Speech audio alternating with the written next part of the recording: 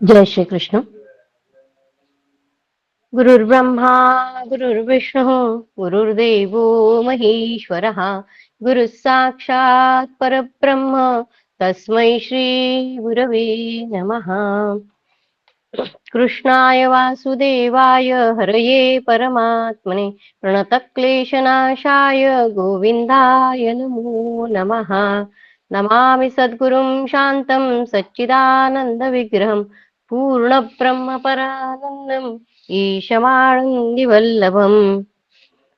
ॐ पार्थाय प्रतिबोधितां भगवता नारायणेन स्वयं व्यासेन ग्रथितां पुराणमुनिना मध्ये महाभारतम् अद्वैतामृतवर्षिणीं भगवतीम् अष्टादशाध्यायिनीम् अम्ब त्वामनुसन्दधामि भगवद्गीते भवद्वेषिणीम्।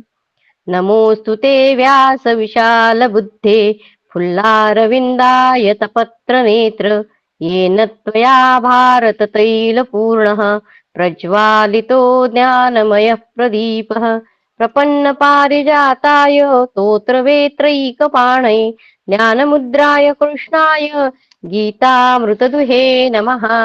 नारायणं नमस्कृत्य नरं चैव नरोत्तमं देवीं सरस्वतीं व्यासं ततो जयमुदीरये।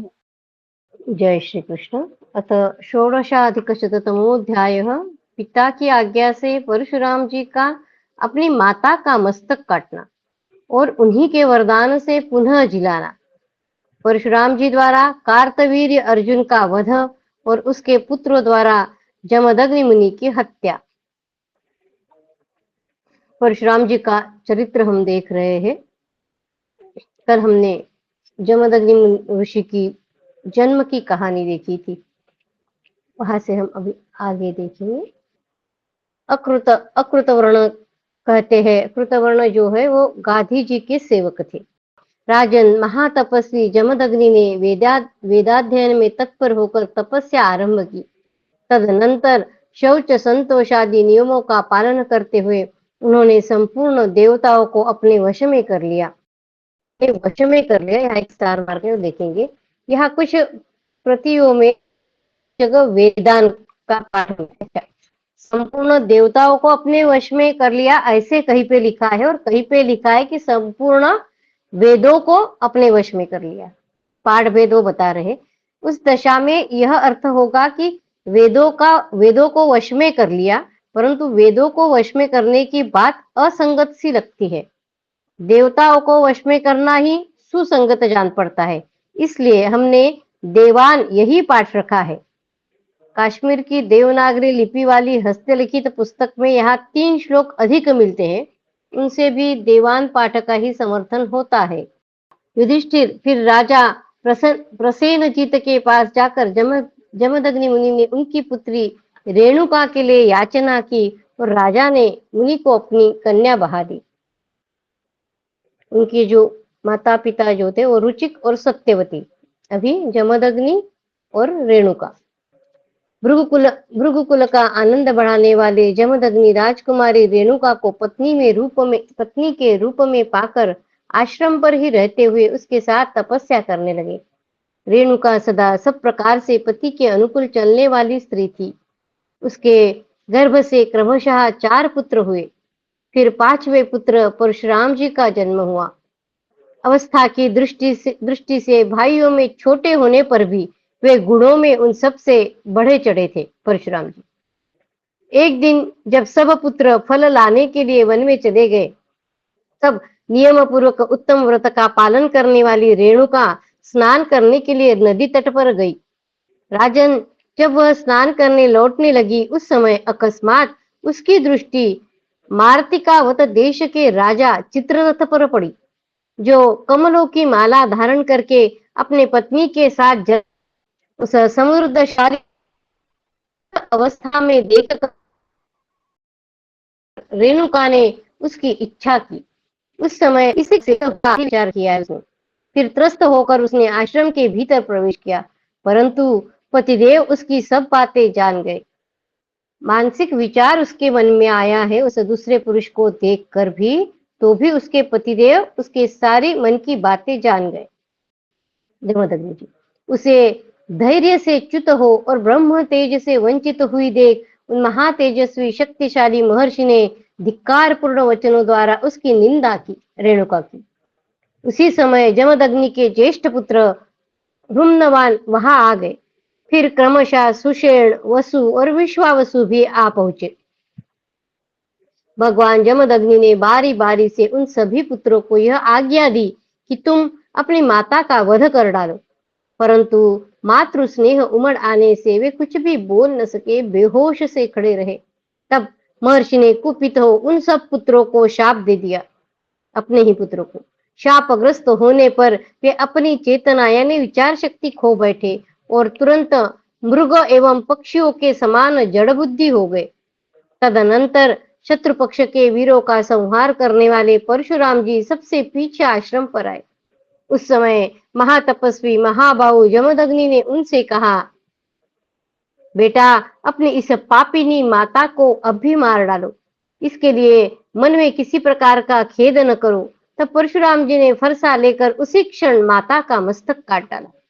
महाराज, इससे महात्मा जमदग्नि का कोप सहसा शांत हो गया और उन्होंने प्रसन्न होकर कहा, तात, तुमने मेरे कहने से यह कार्य किया है जिसे करना दूसरों के लिए बहुत कठिन है।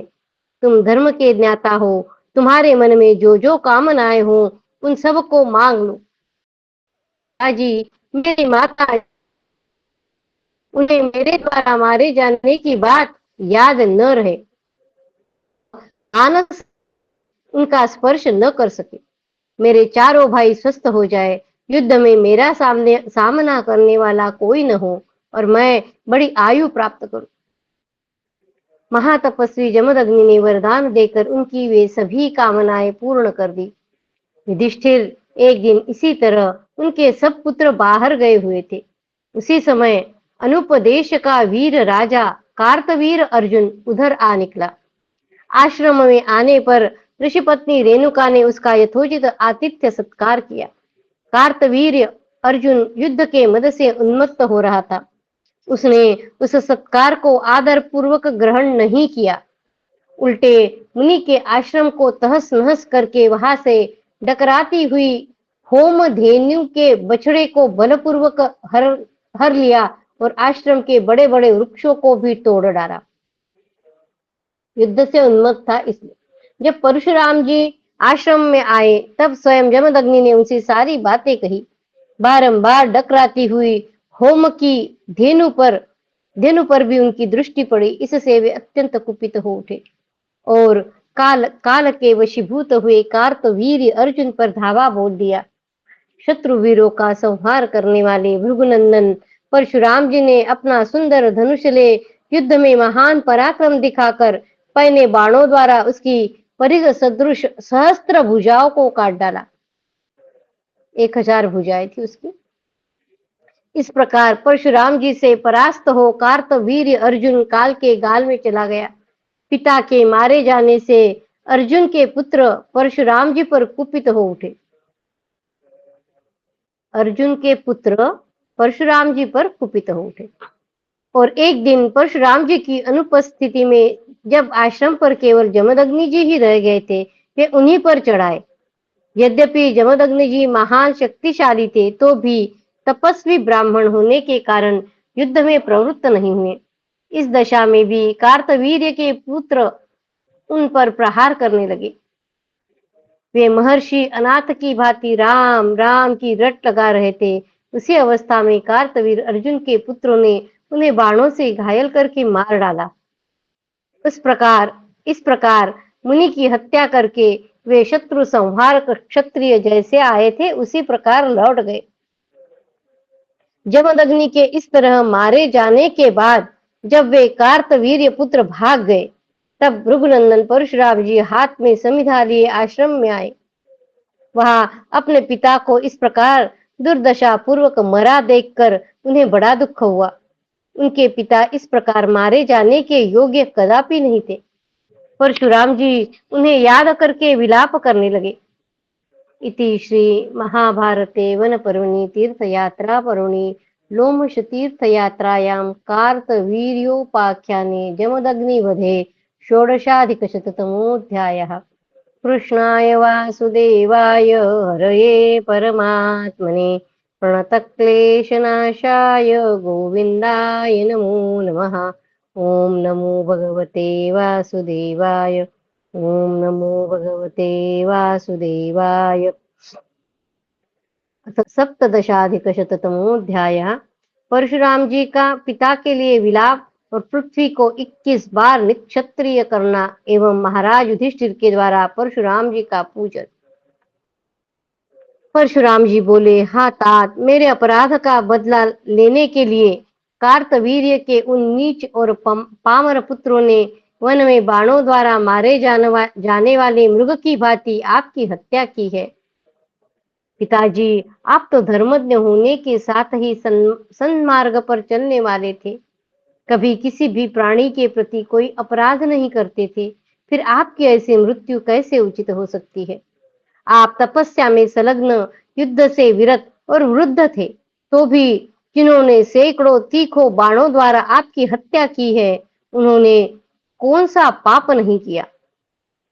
वे निर्लज्ज राजकुमार, युद्ध से दूर रहने वाले आप जैसे धर्मज्ञ एवं असहाय पुरुष को मारकर अपने सुहृदों और मंत्रियों के सामने क्या कहेंगे? राजन, इस प्रकार भांति भांति से अत्यंत करुणाजनक विलाप करके शत्रुओं की राजधानी पर विजय पाने वाले महातपस्वी परशुराम जी ने अपने पिता के समस्त प्रेत कर्म किए। पहले तो उन्होंने विधि पूर्वक अग्नि में पिता का दाह संस्कार किया, तत्पश्चात संपूर्ण क्षत्रियों के वध की प्रतिज्ञा की। अत्यंत बलवान एवं पराक्रमी परशुराम जी क्रोध के आवेश में साक्षात यमराज के समान हो गए। उन्होंने युद्ध में शस्त्र लेकर अकेले ही कार्तवीर्य के सब पुत्रों को मार डाला। क्षत्रिय शिरोमणे, उस समय जिन जिन क्षत्रियों ने उनका साथ दिया, यानी कार्तवीरों के पुत्रों का जिन जिन क्षत्रियों ने साथ दिया, उन सबको श्रेष्ठ परशुराम जी ने मिट्टी में मिला दिया। इस प्रकार भगवान परशुराम ने इस पृथ्वी को 21 बार क्षत्रियों से सूनी करके उनके रक्त से समंत पंचक क्षेत्र में 5 रुधिर कुंड भर दिए। यहाँ यह समझता है कि क्यों परशुराम जी ने 21 बार क्षत्रिय से पूरी पृथ्वी नष्ट कर दी थी। ये कारण था उसका। भृगुकुलभूषण राम ने उन कुंडों में भृगुवंशी पितरों का तर्पण किया और उस समय साक्षात प्रकट हुए महर्षि रुचिक को देखा। उन्होंने परशुराम को इस घोर कर्म से रोका। तदनंतर प्रतापी जमदग्नि कुमार ने एक महान यज्ञ करके देवराज इंद्र को तृप्त किया तथा ऋत्विजों को दक्षिणा रूप में भूमि दी। उन्होंने महात्मा कश्यप को एक सोने की वेदी प्रदान की, जिसकी लंबाई चौड़ाई 10-10 व्याम यानी 40-40 हाथ की थी। ऊंचाई में भी वह वेदी 9 व्याम यानी 36 हाथ की थी। उस समय कश्यप जी की आज्ञा से ब्राह्मणों ने उस स्वर्ण वेदी को खंड खंड करके बांट लिया, अतः वे खांडवायन नाम से प्रसिद्ध हुए। इस प्रकार सारी पृथ्वी महात्मा कश्यप को देकर अमित पराक्रमी परशुराम जी इस पर्वतराज महेंद्र पर निवास करते हैं। इस तरह उनका संपूर्ण जगत के क्षत्रियों के साथ वैर हुआ था। उसी समय अमित तेजस्वी परशुराम जी ने सारी पृथ्वी जीती थी। वैशंपायन जी कहते हैं, जन्मेजय तदनंतर चतुर्दशी तिथि को निश्चित समय पर महामना परशुराम जी ने उस पर्वत पर रहने वाले उन ब्राह्मणों तथा भाइयों सहित युधिष्ठिर को दर्शन दिया। पांडव अभी उस आश्रम तक पहुंचे हैं परशुराम जी के। उस समय प्रभावशाली नृप श्रेष्ठ युधिष्ठिर ने भाइयों के साथ श्रद्धा पूर्वक भगवान परशुराम जी की पूजा की तथा अन्य ब्राह्मणों का भी बहुत आदर सत्कार किया। जमदग्नि नंदन परशुराम जी की पूजा करके स्वयं भी उनके द्वारा सम्मानित हो वे उन्हीं की आज्ञा से उस रात को महेंद्र पर्वत पर ही रहे, फिर सवेरे उठकर दक्षिण दिशा की ओर चल दिए। इति श्री महाभारते वन पर्वणि तीर्थयात्रा पर्वणि लोमश तीर्थयात्रायां कार्तवीर्योपाख्याने सप्तदशाधिकशततमोऽध्यायः।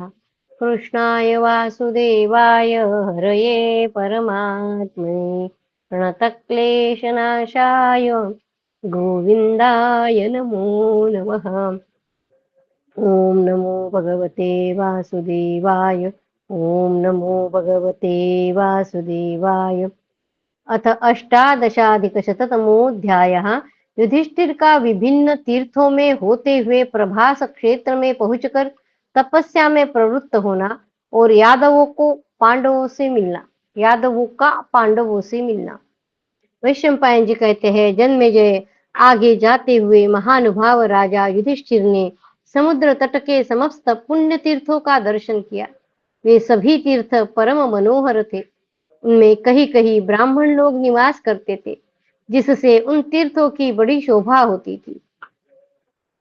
सदाचारी पांडु कुमार युधिष्ठिर कश्यप पुत्र सूर्यदेव के पौत्र थे। सदाचारी पांडु कुमार युधिष्ठिर कश्यप पुत्र सूर्यदेव के पुत्र थे, क्योंकि उनकी उत्पत्ति सूर्य कुमार धर्म से हुई थी। अच्छा, ये धर्म के पुत्र है ना युधिष्ठिर, इसलिए उनकी उत्पत्ति सूर्य कुमार धर्म से, और धर्म सूर्य के पुत्र है। वे भाइयों सहित उन तीर्थों में स्नान करके समुद्रगामिनी पुण्यमयी प्रशस्ता नदी के तट पर गए। महानुभाव युधिष्ठिर ने वहां भी स्नान करके देवता और पितरों का तर्पण किया तथा श्रेष्ठ ब्राह्मणों को धनदान करके सागर गामिनी गोदावरी नदी की ओर प्रस्थान किया। जन्मेजय गोदावरी में स्नान करके पवित्र हो वे वहां से द्रविड़ देश में घूमते हुए संसार के पुण्य तीर्थ समुद्र के तट पर गए। वहां स्नानादि करने के पश्चात वीर पांडु कुमार ने आगे बढ़कर परम पवित्र अगस्त्य तीर्थ तथा नारी तीर्थों का दर्शन किया। ये 5 अप्सराओं के तीर्थ है नारी तीर्थ। वहां श्रेष्ठ धनुर्धर अर्जुन के उस पराक्रम को, जो दूसरे मनुष्यों के लिए असंभव था, सुनकर पांडुनंदन युधिष्ठिर को बड़ी प्रसन्नता प्राप्त हुई। उन तीर्थों में बड़े बड़े ऋषिगण भी उनका सत्कार करते थे। जन्मेजय द्रौपदी तथा भाइयों के साथ राजा युधिष्ठिर ने उन 5 तीर्थों में स्नान करके अर्जुन के पराक्रम की प्रशंसा करते हुए बड़े हर्ष का अनुभव किया। तदनंतर समुद्र तटवर्ती उन सभी तीर्थों में सहस्त्र गोदान करके भाइयों सहित युधिष्ठिर ने प्रसन्नता पूर्वक अर्जुन के द्वारा किए हुए गोदान का बारंबार वर्णन किया। राजन, समुद्र संबंधी तथा अन्य बहुत से पुण्य तीर्थों में क्रमशः भ्रमण करते हुए पूर्ण काम राजा युधिष्ठिर ने अत्यंत पुण्यमय शूरपार्क तीर्थ का दर्शन किया। वह समुद्र के कुछ भाग को लांघ कर वे एक ऐसे वन में आए जो भूमंडल में सर्वत्र विख्यात था। वहां पूर्व काल में देवताओं ने तपस्या की थी और पुण्यात्मा नरेशों ने यज्ञों का अनुष्ठान किया था। लंबी और मोटी भुजाओं वाले युधिष्ठिर ने उस वन में धनुर्धर शिरोमणि रुचिक वंशी परशुराम जी की वेदी देखी, जो पुण्यात्मा पुरुषों के लिए पूजनीय थी तथा तपस्वियों के समुदाय उसे सदा घेरे रहते थे। राजन, तत्पश्चात उन महात्मा नरेश ने वसु, मरुदगण, अश्विनी कुमार, यम, आदित्य, कुबेर, इंद्र, विष्णु, भगवान सविता, शिव, चंद्रमा, सूर्य, वरुण, साध्यगण, धाता, पितृगण, अपने गणों सहित रुद्र, सरस्वती, सिद्ध समुदाय तथा अन्य पुण्यमय देवताओं के परम पवित्र और मनोहर मंदिरों के दर्शन किए। उन तीर्थों के निकट निवास करने वाले विद्वान ब्राह्मणों को वस्त्राभूषणों से आच्छादित एवं विभूषित करके उन्हें बहुमूल्य रत्नों की भेंट दे वहां सभी तीर्थों में स्नान करके महाराज युधिष्ठिर पुनः शूरपार्क क्षेत्र में लौट आए। वहां से प्रस्थित हो वे भाइयों सहित सागर तटवर्ती तीर्थों के मार्ग से होते हुए फिर प्रभास क्षेत्र में आए, जो श्रेष्ठ ब्राह्मणों के कारण भूमंडल में अधिक प्रसिद्ध है। वहां भाइयों सहित स्नान करके विशाल एवं लाल नेत्रों वाले राजा युधिष्ठिर ने देवताओं और पितरों का तर्पण किया। इसी प्रकार द्रौपदी ने साथ आए हुए उन ब्राह्मणों ने तथा महर्षि लोमश ने भी वहां स्नान एवं तर्पण किए। धर्मात्माओं में श्रेष्ठ युधिष्ठिर वहां 12 दिनों तक केवल जल और वायु पीकर रहते हुए दिन में और रात में भी स्नान करते करते तथा अपने चारों ओर आग जलाकर तपस्या में लगे रहते थे। 12 दिन तक केवल जल और वायु पीकर रहते, दिन में और रात में भी स्नान करते तथा अपने चारों ओर आग जलाकर तपस्या में लगे रहते थे। युधिष्ठिर, इसी समय वृष्णिवंश शिरोमणि भगवान श्री कृष्ण और बलराम ने सुना कि महाराज युधिष्ठिर प्रभास क्षेत्र में उग्र तपस्या कर रहे हैं। तब वे अपने सैनिकों सहित अजमीर कुलभूषण युधिष्ठिर से मिलने के लिए गए। वहां जाकर वृष्णिवंशियों ने देखा पांडव लोग पृथ्वी पर सो रहे हैं। उनके सारे अंग धूल से सने हुए थे तथा कष्ट सहने के अयोग्य द्रौपदी भी भारी दुर्दशा भोग रही है। यह सब देखकर वे बड़े दुखी हुए और आर्त स्वर से रोने लगे। उस महान संकट में भी महाराज युधिष्ठिर ने अपना धैर्य नहीं छोड़ा था। उन्होंने बलराम, श्री कृष्ण, प्रद्युम्न, साम, सात्यकी तथा अन्यान्य वृष्णिवंशियों के पास जा जाकर धर्मानुसार उन सब का आदर सत्कार किया। पांडुपुत्रों द्वारा सत्कृत होकर यादवों ने भी उन सब का यथोचित सत्कार किया और फिर देवता जैसे इंद्र के चारों ओर बैठ जाते हैं, उसी प्रकार वे धर्मराज युधिष्ठिर को सब ओर से घेर कर बैठ गए। तत्पश्चात राजा युधिष्ठिर ने अत्यंत विश्वस्त होकर यादवों से शत्रुओं की सारी करतूतें कह सुनाई और अपने वनवास का भी सब समाचार बताया। साथ ही बड़े प्रसन्नता के साथ यह भी सूचित किया कि अर्जुन दिव्यास्त्रों की प्राप्ति के लिए इंद्रलोक में गए हैं।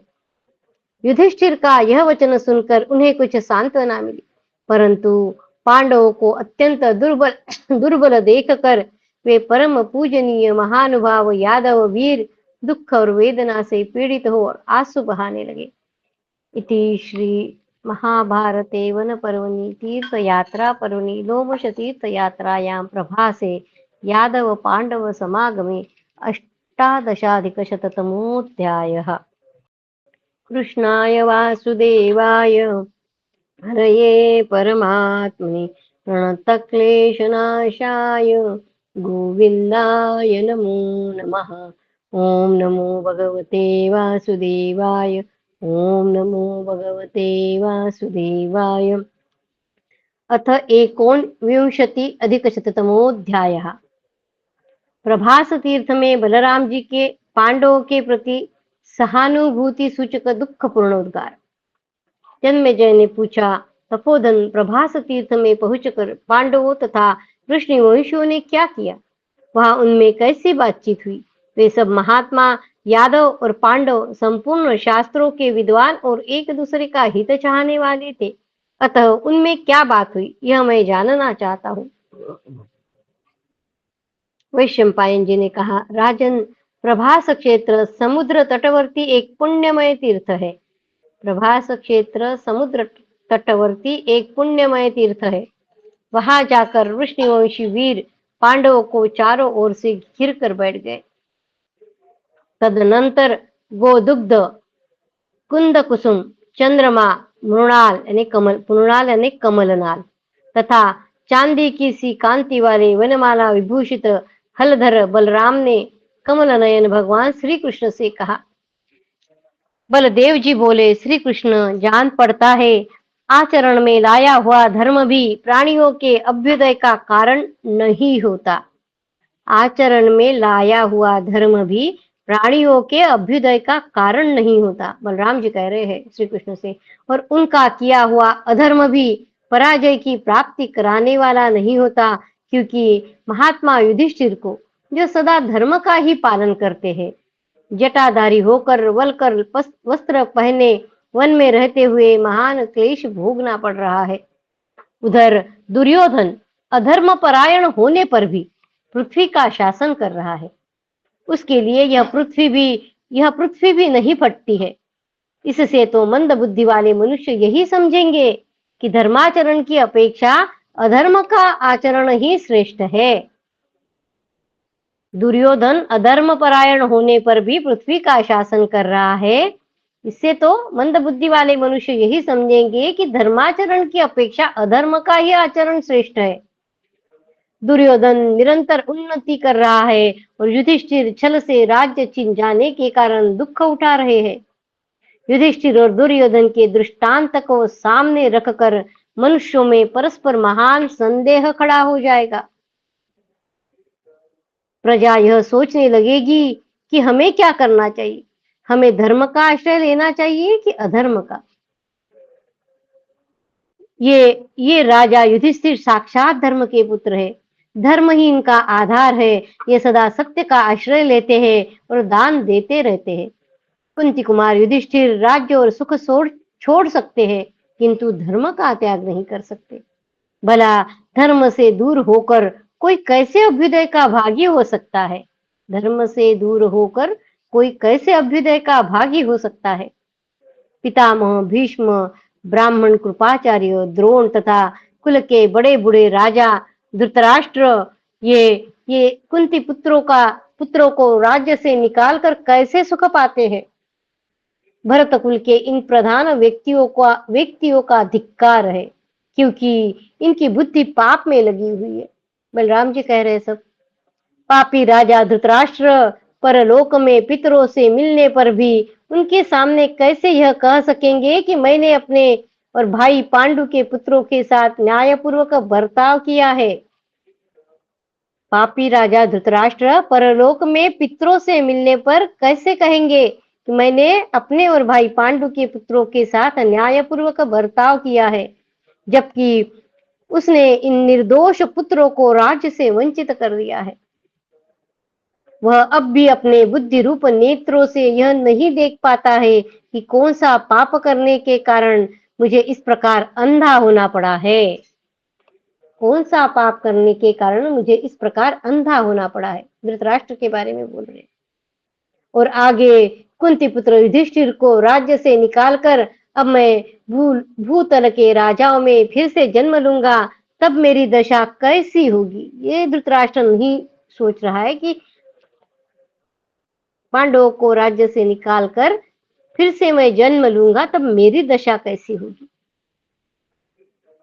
विचित्र वीर्य का पुत्र धृतराष्ट्र और उसके पुत्र दुर्योधन आदि यह क्रूर कर्म करके स्वप्न में निश्चय ही पितृलोक की भूमि में स्वर्ण के समान चमकने वाले समृद्धशाली एवं पुष्पित वृक्षों को देख रहे हैं। यहाँ वृक्षों को देखना है ना, इस प्रकार के वृक्षों को पितृलोक की भूमि में स्वर्ण के समान चमकने वाले समृद्धशाली पुष्पित वृक्षों, इस प्रकार के वृक्षों को देखना मृत्यु सूचक माना गया है। धृतराष्ट्र सुदृढ़ कंधे तथा विशाल एवं लाल नेत्रों वाले इन भीष्म आदि से कोई बात पूछता तो है, परंतु निश्चय ही उनकी बात सुनकर मानता नहीं है। तभी तो भाइयों सहित शस्त्रधारी युधिष्ठिर के प्रति भी मन में शंका रखकर इन्हें उसने वन में भेज दिया है। पूछता तो है पर वैसे करता नहीं है।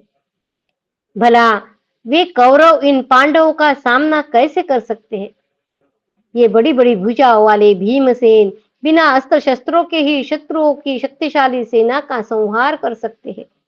भीम का तो सिंहनाद सुनकर ही विरोधी दल के सैनिक मलमूत्र करने लगते हैं। वे ही वेगशाली भीम इन दिनों भूखे प्यासे और रास्ता चलने की थकावट से दुर्बल हो गए हैं।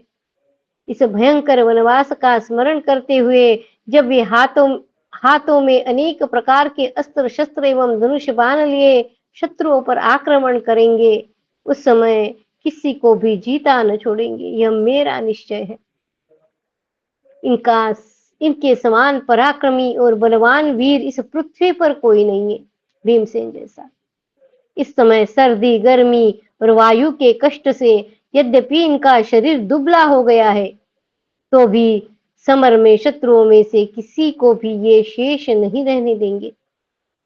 जो पूर्व दिशा में दिग्विजय की यात्रा के समय केवल एक रथ लेकर युद्ध में बहुत से राजाओं को सेवकों सहित परास्त करके सकुशल लौट आए थे, वे ही अतिरथी और वेगशाली वीर वृकोदर आज वन में वल्कल वस्त्र पहनकर कष्ट भोग रहे हैं। जिसने समुद्र तट पर सामना करने के लिए आए हुए दक्षिण दिशा के संपूर्ण राजाओं पर विजय पाई थी, उसी वेगवान वीर इस सहदेव को देखो। यह आज तपस्वी की सी वेशभूषा धारण किए हुए दुख पा रहा है। जिस युद्ध कुशल जिस युद्ध कुशल नकुल ने एकमात्र रथ की सहायता से पश्चिम दिशा के समस्त भूपालों को जीत लिया था, वही आज वन में फल मूल से जीवन निर्वाह करता हुआ सिर पर जटा धारण किए मलिन शरीर से विचर रहा है।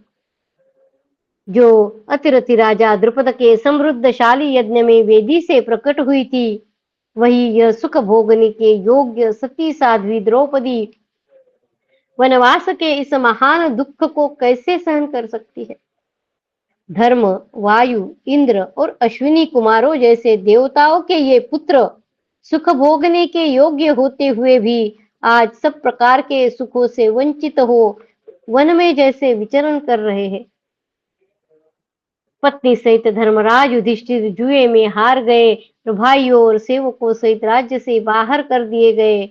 उधर दुर्योधन अनीति परायण होकर भी दिनों दिन बढ़ रहा है। ऐसी दशा में पर्वतों सहित यह पृथ्वी क्यों नहीं फट जाती। इति श्री महाभारते वन पर्वणि तीर्थयात्रा पर्वणि लोमश तीर्थयात्रायां बलराम वाक्ये 19+अधिकशततमोऽध्यायः। कृष्णाय वासुदेवाय हरये परमात्मने प्रणतक्लेशनाशाय गोविन्दाय नमो नमः। ओम नमो भगवते वासुदेवाय। ओम नमो भगवते वासुदेवाय। अथ 20+अधिकशततमोऽध्यायः। सात्यकी के शौर्यपूर्ण उद्गार तथा युधिष्ठिर द्वारा श्री कृष्ण के वचनों का अनुमोदन एवं पांडवों का पयोष्णी नदी के तट पर निवास। सात्यकी ने कहा, बलराम जी, यह समय बैठकर विलाप करने का नहीं है। अब आगे जो कुछ करना है उसी को हम सब लोग मिलकर करें। यद्यपि महाराज युधिष्ठिर हमसे कुछ नहीं कहते हैं, तो भी हमें सब व्यर्थ समय न बिताकर कौरवों को उचित उत्तर देना चाहिए। इस संसार में जो लोग सनाथ है, जिनके बहुत से सहायक है, वे स्वयं कोई कार्य आरंभ नहीं करते हैं।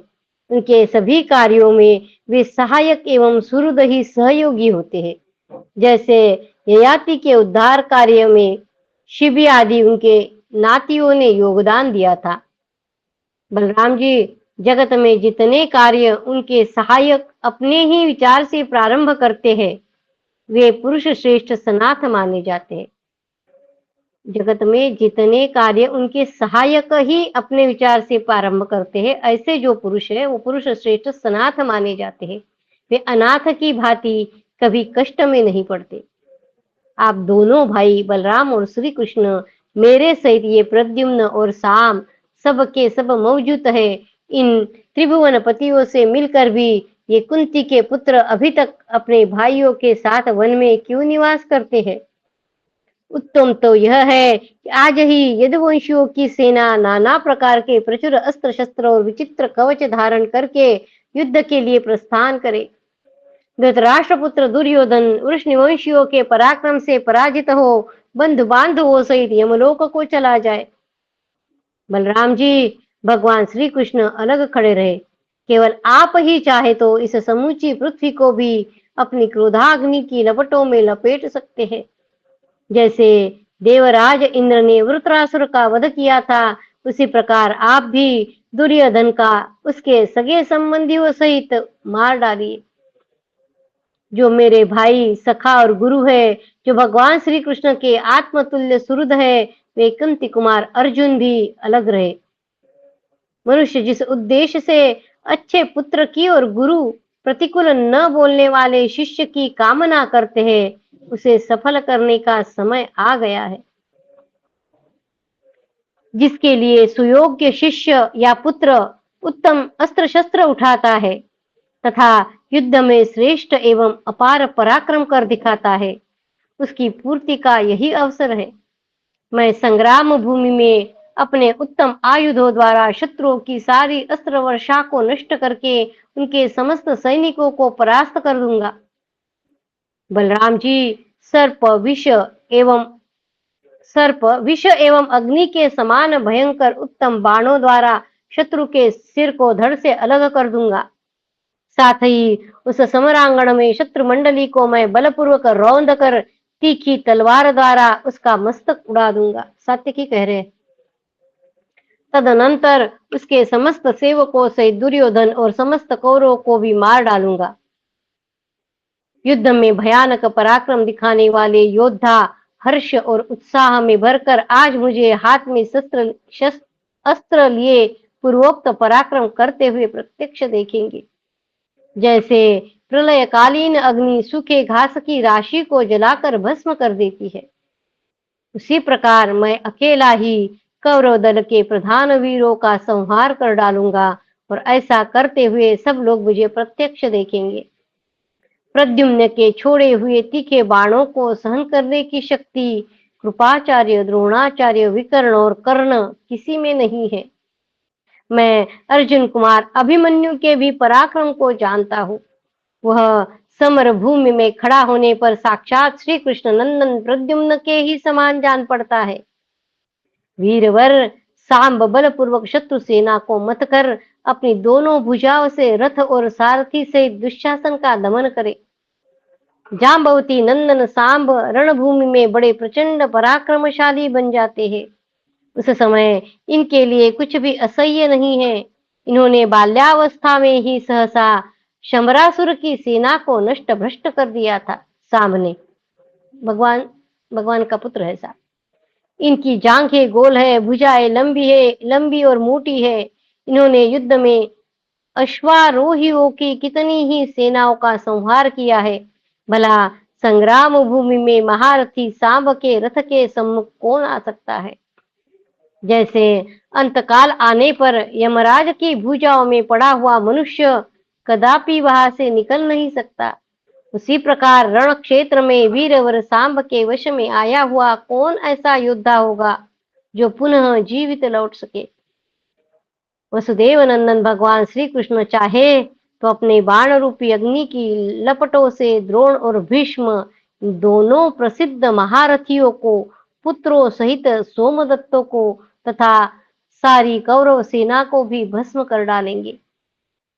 देवताओं सहित संपूर्ण लोक में कौन सी ऐसी वस्तु है जो हाथों में हथियार, उत्तम बाण तथा चक्र धारण करके युद्ध में अनुपम पराक्रम प्रकट करने वाले भगवान श्री कृष्ण के लिए असह्य हो। ढाल तलवार लिए हुए वीरवर अनिरुद्ध भी जैसे यज्ञों में कुशों द्वारा यज्ञ की वेदी ढक दी जाती है, उसी प्रकार युद्ध में सिर काटकर मरे और अचेत पड़े हुए धृतराष्ट्र पुत्रों द्वारा इस भूमि को ढक देंगे। गद, उल्मक, बाहुक, भानु, नीथ, युद्ध में शूरवीर कुमार निषठ तथा रणभूमि में प्रचंड पराक्रमी सारण, चारुदेशण, ये सब लोग अपने कुल के अनुरूप पराक्रम प्रकट करें। यदुवंशियों की शौर्यपूर्ण सेना, जिसमें वृष्णि, भोज और अंधक वंशी योद्धाओं की प्रधानता है, आक्रमण करके युद्ध में धृतराष्ट्र को मार डाले और संसार में अपने उज्ज्वल यश का विस्तार करे। धर्मात्माओं में श्रेष्ठ महात्मा युधिष्ठिर जब तक अपने उस व्रत को, जिसे इन कुरुकुल भूषण ने जुए के समान समय प्रतिज्ञा पूर्वक स्वीकार किया था, पूर्ण न कर ले, तब तक अभिमन्यु इस पृथ्वी का शासन करे। तदनंतर अपना व्रत समाप्त करके हमारे द्वारा छोड़े हुए बाणों से ही शत्रुओं पर विजय पाकर धर्मराज युधिष्ठिर इस पृथ्वी का राज्य भोगेगी। उस समय तक यह पृथ्वी धृतराष्ट्र के पुत्रों से रहित हो जाएगी और सूत पुत्र कर्ण भी मर जाएगा। यदि ऐसा हुआ तो यह हमारे लिए महान यशोवर्धक कार्य होगा। भगवान श्री कृष्ण बोले, उदार हृदय मधुकुल भूषण सात्यकी, तुम्हारी यह बात सत्य है, इसमें तनिक भी संशय नहीं है। हम तुम्हारे इन वचनों को स्वीकार करते हैं, परंतु ये कुरुश्रेष्ठ युधिष्ठिर किसी भी ऐसी भूमि को किसी तरह लेना नहीं चाहेंगे जिसे उन्होंने अपनी भुजाओं द्वारा न जीता हो। कामना, भय अथवा लोभ किसी भी कारण से युधिष्ठिर अपना धर्म कदापि नहीं छोड़ सकते। उसी तरह अतिरथी वीर भीम, अर्जुन, नकुल, सहदेव तथा यह द्रुपद कुमारी कृष्णा भी अपना धर्म नहीं छोड़ सकती। भीमसेन और अर्जुन ये दोनों वीर युद्ध में इस पृथ्वी पर अपना अपना सानी नहीं रखते। इनसे और दोनों माद्री कुमारों से संयुक्त होने पर ये युधिष्ठिर सारी पृथ्वी का शासन कैसे नहीं कर सकते। जब महात्मा पांचाल राज, केकय, चेदिराज और हम सब लोग एक साथ होकर रण में पराक्रम दिखाएंगे, उसी समय हमारे सारे शत्रुओं का अस्तित्व मिट जाएगा। युधिष्ठिर ने कहा, सात्यके, तुम जो कुछ कह रहे हो वह तुम्हारे जैसे वीर के लिए कोई आश्चर्य की बात नहीं है, परंतु मेरे लिए सत्य की रक्षा ही प्रधान है। मेरे लिए सत्य की रक्षा ही प्रधान है, राज्य की प्राप्ति नहीं। केवल श्री कृष्ण ही मुझे इस तरह जानते हैं और मैं भी श्री कृष्ण के स्वरूप का यथार्थ रूप से जानता हूँ। शिनी वंश के प्रधान वीर माधव, ये पुरुष रत्न श्री कृष्ण जब भी पराक्रम दिखाने का अवसर आया समझेंगे, तभी तुम और भगवान केशव मिलकर युद्ध में दुर्योधन को जीत सकोगे। जब अवसर आएगा तभी। अब ये यदुवंशी वीर द्वारका को लौट जाए। आप लोग मेरे नाथ या सहायक तो है ही, संपूर्ण मनुष्य लोक के भी रक्षक है। आप लोगों से मिलना हो गया, यह बड़े आनंद की बात है। अनुपम शक्तिशाली वीरों, आप लोग धर्म पालन की ओर से सदा सावधानी रखिए। मैं पुनः आप सभी सुखी मित्रों को एकत्र हुआ देखूंगा। तत्पश्चात वे यादव पांडव वीर एक दूसरे की अनुमति ले वृद्धों को प्रणाम करके, बालकों को हृदय से लगाकर तथा अन्य सब से यथा योग्य मिलकर अपने अभिष्ट स्थान को चल दिए। यादव वीर अपने घर गए और पांडव लोग पूर्ववत तीर्थों में विचरने लगे। श्री कृष्ण को विदा करके धर्मराज युधिष्ठिर, लोमश जी भाइयों और सेवकों के साथ विदर्भ नरेश द्वारा पूजित उत्तम तीर्थ वाली पुण्य नदी पयोष्णी के तट पर गए। उसके जल में यज्ञ संबंधी सोमरस मिला हुआ था। पयोष्णी के तट पर जा उन्होंने उसका जल पीकर वहां निवास किया।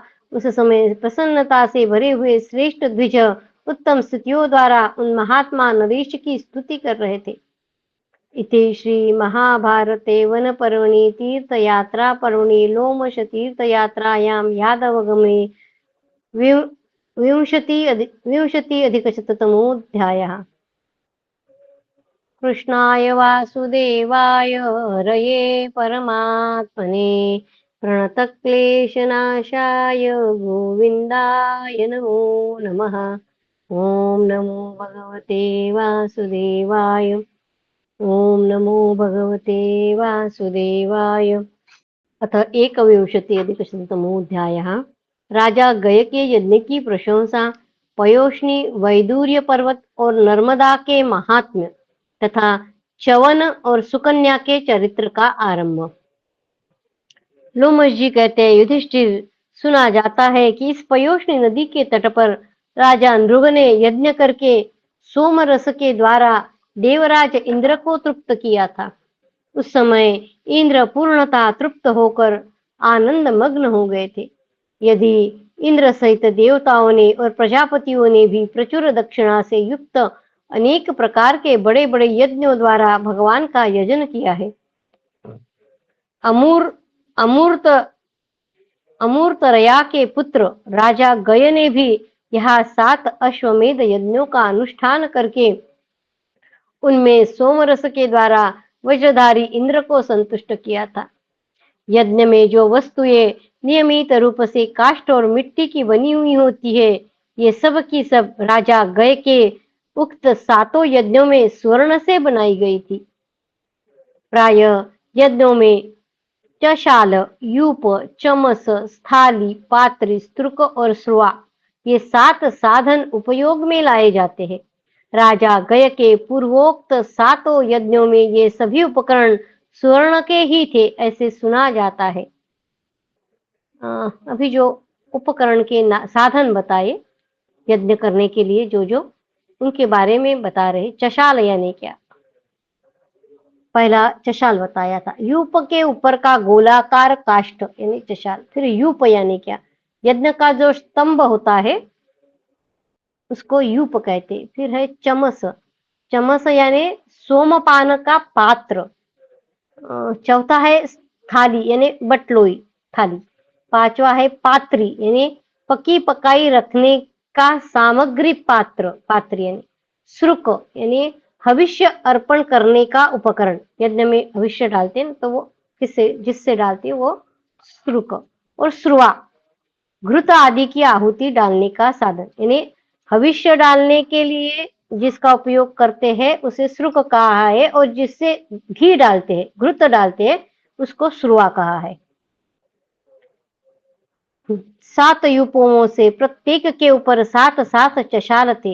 युधिष्ठिर उन यज्ञों में जो चमकते हुए स्वर्णमय यूप थे, यज्ञ स्थली के जो खांब है, खंबे, उन्हें युद्ध इंद्र आदि देवताओं ने स्वयं खड़ा किया था। राजा गय के उन उत्तम यज्ञों में इंद्र सोमपान करके और ब्राह्मण बहुत सी दक्षिणा पाकर हर्षोन्मत्त हो गए थे। ब्राह्मणों ने दक्षिणा में जो बहुसंख्यक धनराशि प्राप्त की थी उसकी गणना नहीं की जा सकती थी। महाराज, राजा गय ने 7 यज्ञों में सदस्यों को जो असंख्य धन प्रदान किया था उसकी गणना उसी प्रकार नहीं हो सकती थी जैसे इस जगत में कोई बालू के कणों, आकाश के तारों और वर्षा की धाराओं को नहीं गिन सकता। उपर्युक्त बालू के कण आदि कदाचित गिने भी जा सकते हैं, परंतु दक्षिणा देने वाले राजा गय की दक्षिणा की गणना करना असंभव नहीं है। उन्होंने विश्वकर्मा की बनाई हुई स्वर्णमयी गौवे देकर विभिन्न दिशाओं से आए हुए ब्राह्मणों को संतुष्ट किया था। युधिष्ठिर, भिन्न भिन्न स्थानों में यज्ञ करने वाले महामना राजा गय के राज्य की थोड़ी ही भूमि ऐसी बच गई थी जहाँ यज्ञ के मंडप न हो। उस यज्ञ कर्म के प्रभाव से गय ने इंद्रादि लोकों को प्राप्त किया। जो इस पयोष्णी नदी में स्नान करता है वह भी राजा गय के समान पुण्य लोक का भागी होता है। अतः राजेंद्र, तुम भाइयों सहित इसमें स्नान करके सब पापों से मुक्त हो जाओगे। वैशंपायन जी कहते हैं, निष्पाप जन्म जय पांडव प्रवर नर श्रेष्ठ राजा युधिष्ठिर भाइयों सहित पयोष्णी नदी में स्नान करके वैदूर्य पर्वत और महानदी नर्मदा के तट पर जाने का उद्देश्य लेकर वहां से चल दिए। और वे तेजस्वी नरेश सब भाइयों को साथ लिए यथा समय अपने गंतव्य स्थान पर पहुंच गए। वहां भगवान लोमश मुनि ने उनसे समस्त रमणीय तीर्थों और पवित्र देवस्थानों का परिचय कराया। तत्पश्चात राजा ने अपनी सुविधा और प्रसन्नता के अनुसार सहस्त्रों ब्राह्मणों को धन का दान किया और भाइयों सहित उन सब स्थानों की यात्रा की। लोमश जी ने कहा, कुंती नंदन, वैदूर्य पर्वत का दर्शन करके नर्मदा में उतरने से मनुष्य देवताओं तथा पुण्यात्मा राजाओं के समान पवित्र लोकों को प्राप्त कर लेता है। वैदूर्य पर्वत का दर्शन और नर्मदा में स्नान करने से मनुष्य देवताओं तथा पुण्यात्मा राजाओं के समान पवित्र लोकों को प्राप्त कर लेता है। यह वैदूर्य पर्वत त्रेता और द्वापार की संधि में प्रकट हुआ है। त्रेता युग और द्वापर की संधि में यह वैदूर्य पर्वत प्रकट हुआ है। इसके निकट जाकर मनुष्य सब पापों से मुक्त हो जाता है। यह राजा शर्याति के यज्ञ का स्थान प्रकाशित हो रहा है, जहाँ साक्षात इंद्र ने अश्विनी कुमारों के साथ बैठकर सोमपान किया था। महाभाग, यही महातपस्वी भृगुनंदन भगवान च्यवन देवराज इंद्र पर कुपित हुए थे और यही इन्होंने इंद्र को स्तंभित भी कर दिया था। इतना ही नहीं, मुनिवर च्यवन ने यही अश्विनी कुमारों को यज्ञ में सोमपान का अधिकारी बनाया था और इसी स्थान पर राजकुमारी सुकन्या उन्हें पत्नी रूप में प्राप्त हुई थी। युधिष्ठिर ने पूछा, महातपस्वी भृगुपुत्र, एक भृगुपुत्र हमने जमदग्नि देखे हैं, अभी ये महर्षि च्यवन। महातपस्वी भृगुपुत्र महर्षि च्यवन ने भगवान इंद्र का स्तंभन कैसे किया, उन्हें इंद्र पर क्रोध किस लिए हुआ, तथा ब्राह्मण उन्होंने अश्विनी कुमारों को यज्ञ के सोमपान का अधिकारी किस प्रकार बनाया, ये सब बातें आप यथार्थ रूप से मुझे बतावे। इति श्री महाभारते वनपर्वणि तीर्थयात्रापर्वणि लोमशतीर्थयात्रायां सौकन्ये एकविंशति अधिकशततमोऽध्यायः। कृष्णाय वासुदेवाय हरये परमात्मने प्रणतक्लेशनाशाय गोविन्दाय नमो नमः। ॐ नमो भगवते वासुदेवाय। ॐ नमो भगवते वासुदेवाय। अथ द्वाविंशति अधिकशततमोऽध्यायः। महर्षि च्यवन को सुकन्या की प्राप्ति। लोमश जी कहते, युधिष्ठिर, महर्षि भृगु के पुत्र च्यवन मुनि हुए, जो महान तेजस्वी थे। उन्होंने उस सरोवर के समीप तपस्या आरंभ की। परम तेजस्वी महात्मा च्यवन वीरासन से बैठकर ढूंढ के काठ के समान जान पड़ते थे। राजन, वे एक ही स्थान पर दीर्घ काल तक अविचल भाव से बैठे रहे। धीरे धीरे अधिक समय बीतने पर उनका शरीर चींटियों से व्याप्त हो गया। वे महर्षि लताओं से आच्छादित हो गए और पापी के समान प्रतीत होने, वारुण बोलते ना मराठी में हम, उसके समान प्रतीत होने लगे। इस प्रकार लता वेलाओं से आच्छादित हो बुद्धिमान च्यवन मुनि सब ओर से केवल मिट्टी के लोंदे के समान जान पड़ने लगे। दीमकों द्वारा जमा की हुई मिट्टी के ढेर से ढके हुए वे भारी तपस्या कर रहे थे। इस प्रकार दीर्घ काल व्यतीत होने पर राजा शर्याति उस उत्तम एवं रमणीय सरोवर के तट पर विहार के लिए आए। युधिष्ठिर, उनके अंतपुर में 4000 स्त्रियां थी, परंतु संतान के नाम पर केवल एक ही सुंदर पुत्री थी, जिसका नाम सुकन्या था। वह कन्या दिव्य वस्त्राभूषणों से विभूषित हो सखियों से घिरी हुई वन में इधर उधर घूमने लगी। घूमती घामती वह भृगुनंदन च्यवन की बाबी के पास जा पहुंची। वरुण, वहां की भूमि उसे बड़ी मनोहर दिखाई दी। वह सखियों के साथ वृक्षों के फल फूल तोड़ती हुई चारों ओर घूमने लगी। सुंदर रूप, नई अवस्था, काम भाव के उदय और यौवन के मद से प्रेरित हो सुकन्या ने उत्तम फूलों से भरी हुई वन वृक्षों की बहुत सी शाखाएं तोड़ ली। वह सखियों का साथ छोड़कर अकेले ही टहलने लगी। उस समय उसके शरीर पर एक ही वस्त्र था और वह भांति भांति के अलंकारों से अलंकृत थी। बुद्धिमान च्यवन मुनि ने उसे देखा। वह चमकती हुई विद्युत के समान चारों ओर विचर रही थी। उसे एकांत में देखकर परम कांतिमान, तपोबल संपन्न एवं दुर्बल कंठ वाले महर्षि च्यवन को बड़ी प्रसन्नता हुई। उन्होंने उस कल्याणमयी राजकन्या को पुकारा, परंतु वह ब्रह्मर्षि का कंठ दुर्बल होने के कारण उनकी आवाज नहीं सुनती थी। उस बाबी में मुनिवर च्यवन की चमकती हुई आंखों को देखकर उसे बहुत कौतूहल हुआ। उसकी बुद्धि पर मोह छा गया था और उसने विवश होकर यह कहती हुई कि देखो यह क्या है, एक कांटे से उन्हें छेद दिया। उनके 2 आंखें दिख रही थी, सिर्फ बाकी कुछ नहीं देख रहा था। कुतूहलवश ये क्या है, ये देखने के लिए सुकन्या ने कांटे से उन्हें छेद लिया। उसके द्वारा आंखें बिंद जाने के कारण परम क्रोधी ब्रह्मर्षि च्यवन अत्यंत कुपित हो उठे। फिर तो उन्होंने शर्याति की सेना के मलमूत्र बंद कर दिए।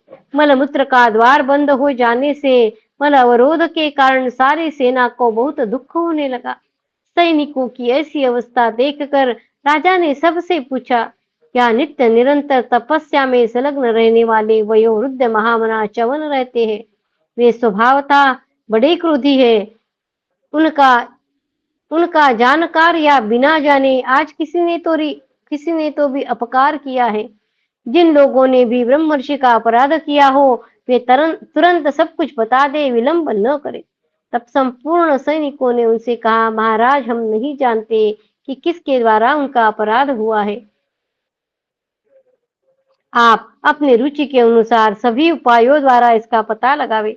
तब राजा शर्याति ने साम और उग्र नीति के द्वारा सभी सुहृदों से पूछा, परंतु वे भी इसका पता न लगा सके। तदनंतर सुकन्या ने सारी सेना को मलावरोध के कारण दुख से पीड़ित और पिता को भी चिंतित देख इस प्रकार कहा, तात, मैंने इस वन में घूमते समय एक बावी के भीतर कोई चमकीली वस्तु देखी जो जुग्न के समान जान पड़ती थी। उसके निकट जाकर मैंने उसे कांटे से बीध दिया। यह सुनकर शरियाती तुरंत ही बावी के पास गए। वहां उन्होंने तपस्या में बढ़े चढ़े वयोवृद्ध महात्मा च्यवन को देखा। हाथ जोड़कर अपने सैनिकों का कष्ट निवारण करने के लिए याचना की। भगवान, मेरी बालिका ने अज्ञानवश जो आपका अपराध किया है उसे आप कृपा पूर्वक क्षमा करें। उनके ऐसा कहने पर भृगुनंदन च्यवन ने राजा से कहा, राजन, तुम्हारी इस पुत्री ने अहंकारवश अपमान पूर्वक मेरी आंखें फोड़ी है। अतः रूप और उदारता आदि गुणों से युक्त तथा लोभ और मोह के वशीभूत हुई तुम्हारी इस कन्या को पत्नी रूप में प्राप्त करके ही मैं इसका अपराध क्षमा कर सकता हूँ। भूपाल, यह मैं तुमसे सच्ची बात कहता हूँ। लोमश जी कहते, च्यवन ऋषि का यह वचन सुनकर राजा शरियाती ने बिना कुछ विचार किए ही महात्मा च्यवन को अपनी पुत्री दे दी। उस राजकन्या को पाकर भगवान च्यवन मुनि प्रसन्न हो गए। तत्पश्चात उनका कृपा प्रसाद प्राप्त करके राजा शरियाती सेना सहित सकुशल अपनी राजधानी को लौट आए। सुकन्या भी तपस्वी च्यवन को पति रूप में पाकर प्रतिदिन प्रेम पूर्वक तप और नियम का पालन करती हुई उनकी परिचर्या करने लगी। सुमुखी सुकन्या किसी के गुणों में दोष नहीं देखती थी। वह त्रिविध अग्नियों और अतिथियों की सेवा में तत्पर हो शीघ्र ही महर्षि च्यवन की आराधना में लग गई। इति श्री महाभारते वन पर्वणि तीर्थ यात्रा पर्वणि लोमश तीर्थ यात्रायां सौकन्ये द्वाविंशत्यधिकशततमोऽध्यायः। कृष्णाय वासुदेवाय हरये परमात्मने प्रणतक्लेशनाशाय गोविन्दाय नमो नमः। ओम नमो भगवते वासुदेवाय। ओम नमो भगवते वासुदेवाय। भव भवे यथा भक्तिः पादयोस्तव जायते तथा कुरुष्व देवेश नाथस्त्वं नो यत प्रभो। नाम संकीर्तनं यस्य सर्वपापप्रणाशनं प्रणामो दुःखशमनस्तं नमामि हरिं परं तं नमामि हरिं परं। त्वदीयं वस्तु गोविन्द तुभ्यमेव समर्पये तेन त्वदङ्घ्रिकमले रतिं मे यच्छ शाश्वतीम्। ॐ पूर्णमद पूर्णमिदं पूर्णात् पूर्णमुदच्यते पूर्णस्य पूर्णमादाय पूर्णमेवावशिष्यते। ॐ शान्ति शान्ति शान्तिः। हरि ओम तत्सत्। श्रीकृष्णार्पणमस्तु। श्रीगुरुभ्यो नमः। ज्ञानेश्वर। जय श्री कृष्ण। जय श्री कृष्ण। धन्यवाद। जय श्री जय कृष्ण। श्री कृष्ण। हरि ओम। धन्यवाद। जय श्री कृष्ण। धन्यवाद। जय जय श्री श्री कृष्ण। कृष्ण। जय श्री कृष्ण भाई। धन्यवाद। जय श्री कृष्ण। जय श्री कृष्ण। जय श्री राम। जय श्री कृष्ण।